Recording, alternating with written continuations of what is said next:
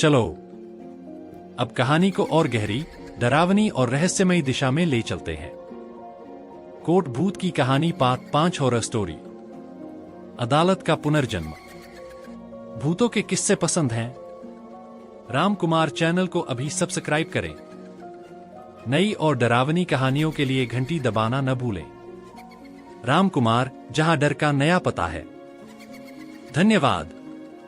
आर्या को सबने जिंदा बचा लिया था, पर अब वह पहले जैसी नहीं रही।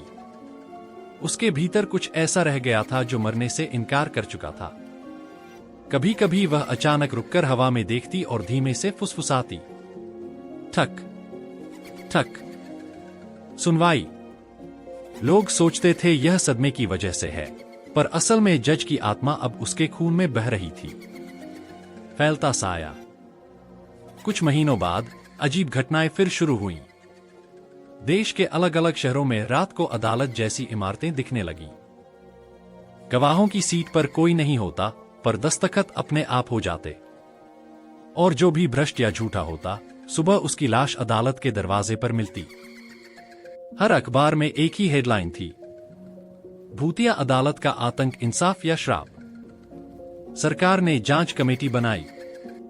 वैज्ञानिकों ने कहा यह भ्रम है, पर तांत्रिक भैरवनाथ जानता था कि यह भ्रम नहीं, आर्या का अधूरा कर्म है। आर्या की वापसी। एक रात आर्या अचानक गायब हो गई।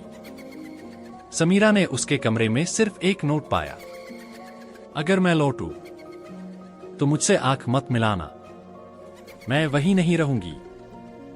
3 दिन बाद दिल्ली की पुरानी हाईकोर्ट की इमारत में बिजली चली गई। जब जनरेटर चालू हुआ, सबने देखा मुख्य न्यायाधीश की कुर्सी पर कोई और बैठा था। काले कोट में, बाल खुले, आंखें लाल। आर्या सिंह। उसके हाथ में जज का नया हथौड़ा था, जिस पर धुएं की लपटें उठ रही थीं। इंसाफ या श्राप? उसने कहा, इस बार अदालत पूरे देश की है। हर झूठ, हर अपराध यहां पेश होगा, चाहे इंसान हो या आत्मा। फाइलें अपने आप खुलने लगीं, कंप्यूटर स्क्रीन पर मुकदमे टाइप होने लगे। भूतिया जज की आत्मा अब आर्या के अंदर पूरी तरह जाग चुकी थी। वह इंसान नहीं रही थी, वह न्याय की आत्मा बन चुकी थी। जो अपराधी था, वह मरने से पहले अदालत में खिंच आता, और जो निर्दोष था, उसे एक रोशनी बचा ले जाती। लोग डरते हुए बोलने लगे, अब कानून नहीं, आत्माएं फैसला करती हैं। अंतिम सन्नाटा। एक रात समीरा ने हिम्मत की और दिल्ली की अदालत पहुंची। आर्या वहां अकेली बैठी थी। समीरा ने रोते हुए कहा, आर्या, सब खत्म कर दो। इंसाफ डर से नहीं, दया से मिलता है।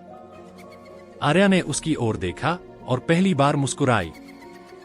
शायद तुम सही कहती हो, लेकिन अब बहुत देर हो चुकी है। तभी आसमान से बिजली गिरी। अदालत की इमारत आग में घिर गई। सब लोग भाग गए, लेकिन जब धुआं छंटा, कुर्सी खाली थी। सिर्फ जमीन पर जलते अक्षर थे। सुनवाई पूरी हो गई, लेकिन न्याय अमर है। कहा जाता है, अब भी जब कोई अदालत में झूठी गवाही देता है, तो दीवार पर हल्की ठक ठक की आवाज सुनाई देती है, और वकील धीरे से फुसफुसाते हैं, शायद आर्या की अदालत फिर शुरू हो गई है। तो दोस्तों, कैसी लगी आज की कहानी?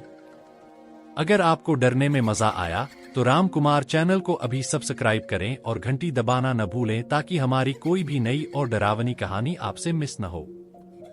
मिलते हैं अगली बार एक और रोंगटे खड़े कर देने वाली कहानी के साथ। देखते रहिए राम कुमार, जहां डर का नया पता है।